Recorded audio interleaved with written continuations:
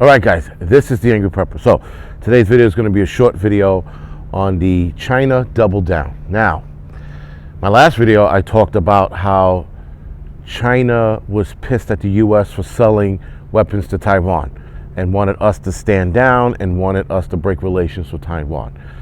Now, China introduces a new bullshit problem by telling America that any American still in China will be held hostage if the United States doesn't stop prosecuting their military researchers that were here in the United States and caught doing whatever they were doing. So whatever mumbo jumbo the United States and the U.S. has is getting way more complicated, and now they're trying to, I guess, sling mud at each other, if you will, by saying that the Chinese researchers were here spying on us, which we, as the United States, have already knew that they were here doing, and that the U.S. citizens that are in China are going to be held hostage. So not that they're going to be held or detained, they're going to be held hostage. That's China doubling down. That is a huge problem, right? Because now, guys, these are micro steps to wars. That's all it is. It's micro stepping a little bit at a time till you get to one, someone pushing the button and starting nuclear war, or two, ground war. Now, like I said before, ground war is less likely to happen because where we're going to fight. We're going to pick a spot in the world and meet and throw down. It's not going to work that way. I think nuclear war is more likely to happen.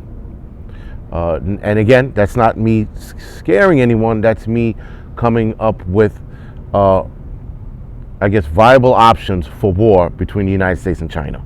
So if you guys remember back in July in Texas, the State Department closed down one of the Chinese consulates and told all the remaining military researchers then to leave. And I guess they didn't.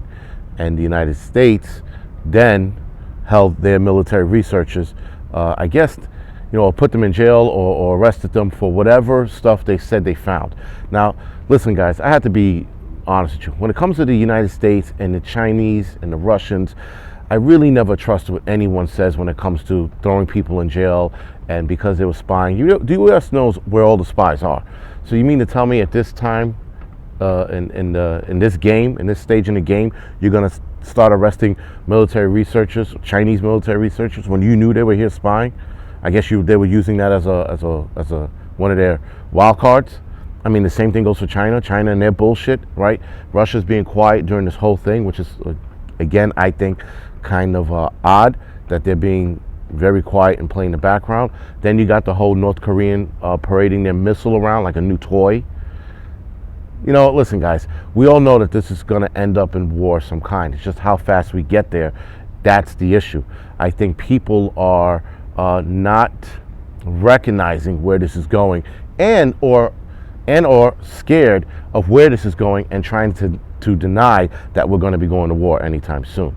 So that being said, that's a problem. So guys, being that it's this whole situation is a problem, it's just, again, something we need to stay informed with. We need to know where this is going. And I mean, listen, if this keeps playing out the way it's playing out, if this keeps playing out with this tit for tat bullshit, we are undoubtedly going to end up in some kind of war. Now, again, nuclear war is on the table.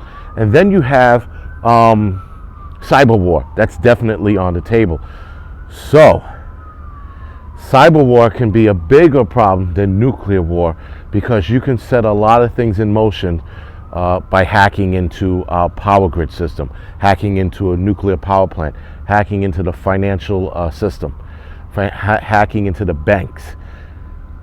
That is way more damage than nuclear war. Nuclear war, if anybody sets it off, at this point is just about anger. But you want to watch somebody squirm and squeeze them slowly? Cyber war. Not advocating for it, but I think cyber war we can handle, as far as preppers go, a little bit better than nuclear war. Because after nuclear war, guys, we all seen the fucking movie War Game, and according to the computer, the shit wasn't going to work out for anyone. All right, so, okay, so what do I say at the end of each video now? Keep prepping, guys. That's the only option. There's no other option right now. Getting, wrapped into this shit doesn't do you any good. All you have to do now is continue to visit the supermarkets, freeze-dried food, get your canning supplies if you can. I know that they're running short now, and some people are marking them way too high. Do yourself a favor, keep canning, keep doing what you can do, keep buying canned goods, keep looking for those sales. Again, keep buying freeze-dried foods where you can, whether that's with my 2 links below, Mountain House, Wise Food, whoever it is, keep buying from them. Because eventually, guys, the food shortage, which I do see coming, and I have saw it, I did see it, the other day in Blairstown, New Jersey. I saw some shelves, not bare, but with way less food than there was last year. Remember, guys, with the food shortage, you're not going to see it right away in the bigger cities. You're going to see it more so in the smaller towns. You have to keep that in mind, because that's the sign. They play they shuffle cards around, if you will, with food. And smaller towns will get it less one week, bigger cities will get it less the next week, and they sort of alternate that way, right? And then they say, well, we don't have enough productions because we have too many sick people because of COVID. Whatever. Nonetheless, guys, the food shortage is coming, and it might not be a shortage as it is a delay in distribution, whether that's the food getting into the can or the can getting under the truck or the truck's actually delivering to the stores. Nonetheless, for us on our end, it's a food shortage, but it's more likely going to be a food distribution problem.